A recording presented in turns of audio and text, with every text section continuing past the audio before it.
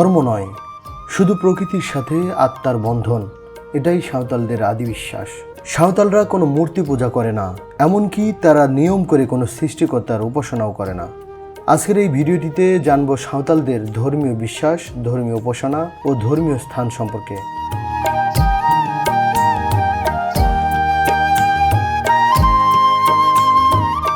সাঁওতালদের ধর্ম বিশ্বাস ও সৃষ্টি তত্ত্ব নিয়ে অনেক বিতর্ক আছে, তাই আমি যেসব জায়গা থেকে তথ্য নিয়ে এই ভিডিও তৈরি করেছি তা এই ভিডিওতেই উল্লেখ করলাম। প্রথমে তথ্য নিয়েছি রাজশাহী জেলার তানোর থানার সাঁওতাল গ্রাম কচুয়ার মাঝিহারাম এবং সেই গ্রামের আরও সাঁওতাল সদস্য থেকে।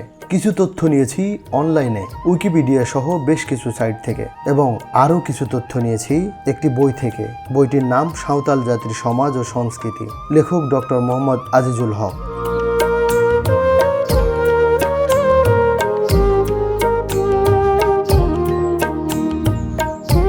মানুষ যে সমাজে বাস করে সে সমাজের সমাজবদ্ধতার অন্যতম প্রধান উপাদান হলো ধর্ম। সাধারণ বুদ্ধি ও জ্ঞানের সমন্বয় সাধনেই ধর্মের উদ্ভব। গোটা প্রকৃতি তাদের কাছে প্রতিভাত হয়েছে প্রশ্ন হিসেবে। এই প্রশ্নের সমাধান খুঁজতে যে তারা জন্ম দিয়েছে ধর্মীয় বিশ্বাসের। এই বিশ্বাসের প্রতিফলনই ধর্ম। পৃথিবীতে এমন কোনো জনগোষ্ঠী পাওয়া যাবে না যারা কোনো না কোনো ধর্মীয় বিশ্বাসী নয়। বিভিন্ন সমাজের সমাজ কাঠামো, প্রথা, প্রতিষ্ঠান, বিশ্বাস, সামাজিক নিয়ন্ত্রণ, সাম্প্রদায়িক চেতনা বিভিন্ন ধরনের হয়ে থাকে। বিভিন্ন জাতিগোষ্ঠীর মন মানসিকতাও বিভিন্ন রকম, যে কারণে ধর্মের স্বরূপ ও বিশ্বাস সমাজভেদে আলাদা। সামাজিক জীব হিসেবে বসবাস করতে যেয়ে মানুষ নিজেদের নিরাপত্তা ও সুখের আশায় কোনো কিছুকে অতি প্রাকৃতিক সত্তা হিসেবে মনে করেছে এবং তার আরাধনা করেছে। সাঁওতালরা তার ব্যতিক্রম নয়। সাঁওতালরা মূলত প্রকৃতি পূজারী এবং তাদের ধর্ম বিশ্বাস সারি ধর্ম বা সারনা ধর্ম।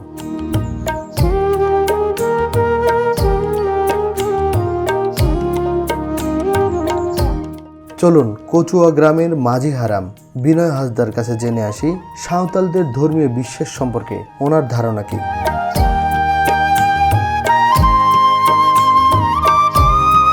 আপনাদের দেবতা হচ্ছে মারাংবুরু।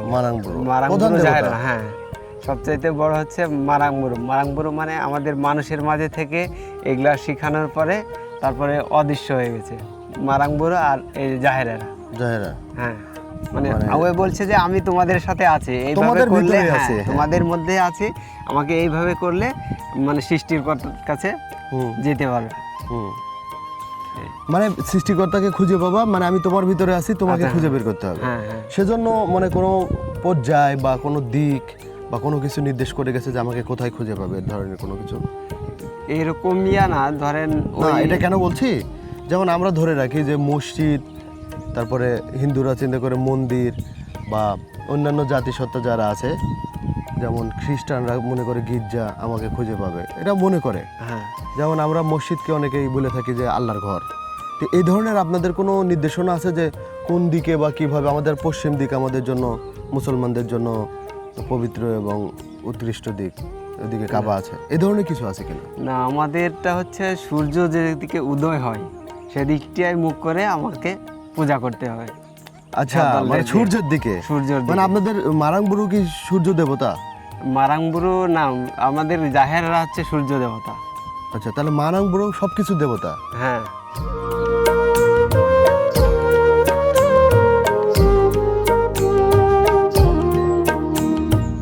সাঁওতালদের প্রধান দুটি ধর্মীয় স্থানের নাম মানঝি থান ও জাহের থান। জাহের থান গ্রামের বাহিরে কোনো ফাঁকা জায়গাতে, বিশেষ করে ফসলের মাঠের মাঝখানে কিছু গাছপালার নিচে হয়ে থাকে। মানঝি থান গ্রামের ভেতরে বা গ্রামের মাঝখানে কোনো একটি জায়গাতে হয়ে থাকে।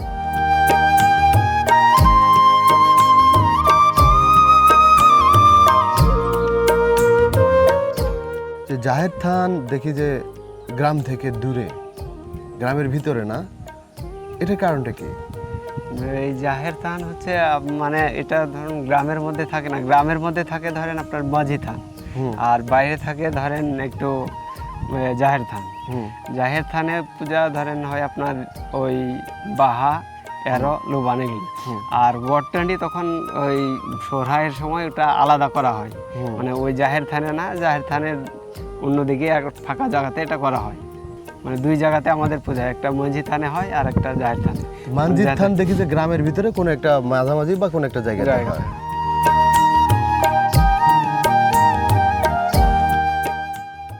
দর্শক আসসালামু আলাইকুম, স্বাগত জানাচ্ছি সাঁওতাল গ্রাম কচুয়া থেকে। এই কচুয়া গ্রামটি রাজশাহী জেলার তানোর থানায় অবস্থিত। আমি যে জায়গাটিতে অবস্থান করছি এটা হচ্ছে সাঁওতালদের ধর্মীয় স্থান মানজিদ থান বলে পরিচিত। এটার সঠিক উচ্চারণ মানজিদ থান। এই ধর্মীয় স্থানটি তাদের বাৎসরিক পূজা পার্বণ এবং ধর্মীয় উপাসনার জন্য ব্যবহার হয়। আমার সাথে আছে সূর্য হেমব্রেন, এই কচুয়া গ্রামেরই একজন বাসিন্দা, সাঁওতাল আদিবাসী। দাদা কেমন আছেন? আছে ভালো। আমরা যে জায়গাটিতে অবস্থান করছি এটাকে বলে মানজিদ থান। মানজিদ থান এটি আপনাদের ধর্মীয় উপাসনালয়। হ্যাঁ। তা আপনারা ধর্মীয় যে আচার অনুষ্ঠানগুলো করেন সেটা এখান থেকে শুরু হয়। হ্যাঁ, এই মানজিদ থানে আপনারা কি ধরনের উপাসনা করে থাকেন? কি উপাসনা করে থাকেন? যেমন পুজো। পুজো। হ্যাঁ।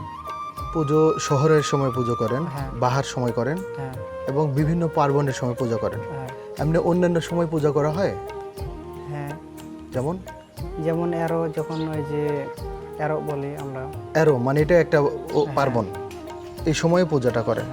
এমনি সচরাচর হিন্দু ধর্মে যেমন বিভিন্ন সময় পূজা দেয়, মুসলমানে বিভিন্ন প্রতিদিনই নামাজ পড়ে, বিভিন্ন সময় বিভিন্ন ওকেশনও পালন করে।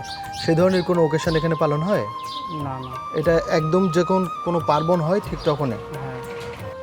দর্শক এখানে একটি তথ্য পেলাম, সেটা হলো আমরা যেমন বিভিন্ন সময় বিভিন্ন আচার অনুষ্ঠান করে থাকি, ধর্মীয় আচার অনুষ্ঠান, এছাড়াও প্রতিদিন 5 ওয়াক্ত নামাজ পড়ে থাকি। হিন্দুরা যেমন 12 মাসে 13টি পূজা দিয়ে থাকে, প্রতিদিনই সন্ধ্যা আরতি বা বিভিন্ন ধরনের উপাসনা করে থাকে। সাঁওতালদের ক্ষেত্রে সে ধরনের বাধা ধরা রেগুলার কোনো উপাসনা বা পুজোর ব্যবস্থা নেই, বা ওই ধরনের কোনো উপাসনা করতে হয় না। জাস্ট বিভিন্ন পার্বণে, বিবাহ বা বাহা বা শহরাই, এরকম বিশেষ বিশেষ পার্বণগুলোতে এই মানজিদ থানে এসে তারা পূজা অর্চনা করে থাকে এবং উপাসনা করে থাকে। আমরা একটু মানজিদ থানটা একটু দেখি।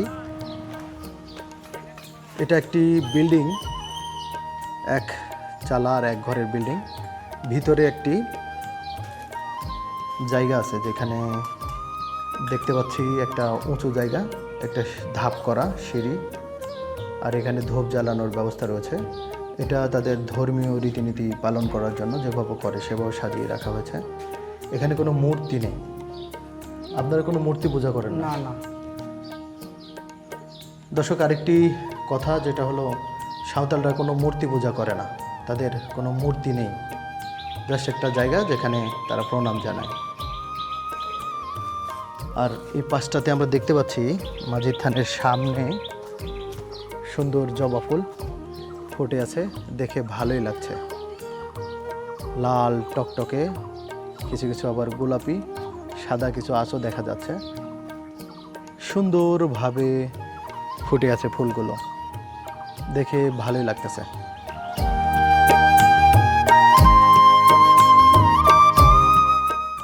ঠিক এই পাশে আমরা যদি যাই, সামনে গেলে একটু দেখতে পাবো কয়েকটি গাছ একসাথে আছে।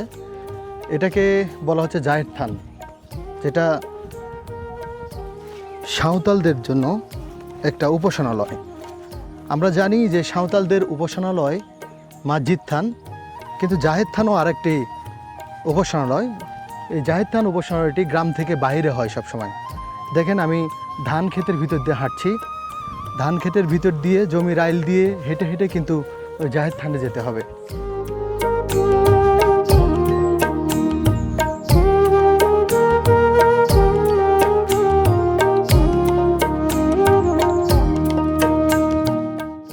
দর্শক আমরা চলে এসেছি জাহের স্থানের কাছাকাছি। এই যে মাঝখানে যেই গাছপালা দেখতে পাচ্ছি,